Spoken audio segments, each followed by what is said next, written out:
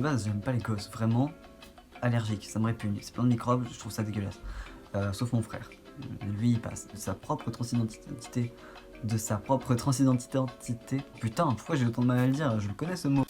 Salut la populace. On se retrouve aujourd'hui pour la première fois depuis un petit bout de temps après mon opération. Puisque ça y est, là ma mec, c'est fait et j'en suis très heureux. C'est pas de ça que je suis venu te parler aujourd'hui, ni de l'espèce de shitstorm que je me suis pris sur la gueule pendant les quelques semaines où j'étais pas là. Ça c'est pareil, ça fera l'objet d'une vidéo plus tard, mais les gens se sont déchaînés, peut-être une mise au point à faire. Donc c'est ce qui va se passer, mais je voulais pas revenir avec une vidéo agressive directe. Cette fois-là, j'attaque deux questions d'une amie d'enfance. Première question qui était, je cite, pourquoi ne pas avoir ni être une femme toute ta vie? Parmi ces raisons, la première c'est tout simplement que je l'ai pas toujours su. Ensuite, je suis né dans une société qui définit le genre d'un individu en fonction de son sexe. Par conséquent, quand on m'a dit que j'étais une fille, j'ai dit d'accord, parce que je savais pas vraiment ce que ça voulait dire. J'ai été éduquée comme une femme, entre guillemets, à partir d'un certain âge. Mais avant ce certain âge, on est enfant. Et c'est la troisième raison pour laquelle je n'ai pas nié être une femme, c'est que j'étais un enfant. Et les enfants, d'abord, ne sont pas des êtres sexués, ni sexualisables. On ne sexualise pas des enfants, s'il vous plaît, putain.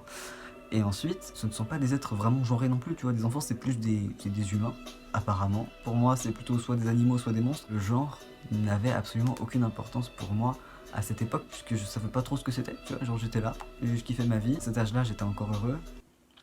Je me suis pas senti obligé de nier être une femme, puisque je savais pas vraiment ce que ça impliquait qu'être une femme, tu vois. J'en avais rien à faire. Arrivé au collège, je me posais énormément de questions qui ont du coup complètement occulté les questionnements que je pouvais avoir sur mon genre, qui sont arrivés vraiment sur la toute fin de la troisième en fait. Je n'ai pas été capable de nier, et je n'ai pas été capable de parler de ça, je n'ai pas été capable d'y réfléchir non plus, et pour cause, et là on attaque une autre raison encore, quand t'es au collège, personne n'a envie de nous instruire sur ce qu'est la transidentité. Ça devient le boulot à plein temps des personnes trans d'instruire les autres. La deuxième question de ma pote c'était, je cite, qu'espérais-tu à l'annonce de ta transidentité, qu'on accepte direct ou qu'on te pousse à y réfléchir? La réaction que j'espérais de mes parents, sur le moment, j'aurais voulu qu'ils m'écoutent. À l'époque, j'aurais aimé être compris.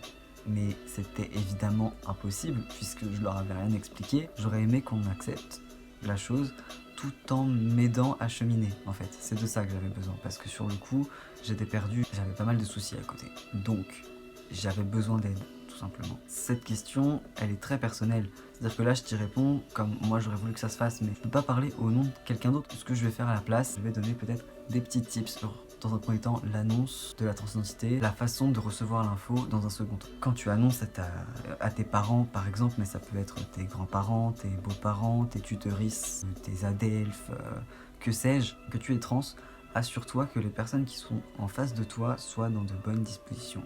Les gens sont calmes, tu es calme, les gens sont sereins, sont posés. Assure-toi de l'ambiance générale de l'endroit où tu te trouves, d'être face à des personnes dont l'état d'esprit est posé, clair, serein. Si tu as le courage de faire ça de vive voix, tu peux y aller. Après, il y a d'autres façons de faire, tu vois. Si le dire pour toi c'est trop dur, rien ne t'empêche de tourner une petite vidéo et de l'envoyer à tes parents, tu peux faire ça. Il y a beaucoup de gens qui l'écrivent aussi, il y a des gens qui écrivent des discours, ça se fait. Donc rien ne t'empêche d'écrire si c'est trop dur de verbaliser. Une fois que tu t'es posé, que les gens en face de toi sont posés, que tu as pris le temps d'écrire ou de préparer ce que tu allais dire, ou même lire un discours, tu vois, j'en sais rien, il n'y a pas de mauvaise façon de le faire. Ce qu'il faut prendre en compte, c'est les facteurs qui ne dépendent pas de toi, en fait. Une fois que tu as pris tout ça en compte, vas-y, fonce. Puis du coup, faut voir les choses dans l'autre sens après. C'est difficile, et se mettre dans la peau de la personne qui reçoit l'info. Cette personne s'apprête à recevoir, à apprendre quelque chose qui va la surprendre, peut-être. Peut-être aussi la choquer, probablement l'émouvoir, la perturber. Donc tu peux rester dans la stupéfaction, ça c'est possible. Le mieux que tu puisses faire quand tu reçois l'info, c'est ne pas t'énerver tout de suite. Parce que ce que fait la personne en face de toi lui demande un effort absolument considérable. Écoute cette personne jusqu'au bout, avant même de poser des questions. Parce qu'il se pourrait que dans son speech, elle ait déjà répondu aux questions que tu pourrais lui poser. Donc intègre l'info.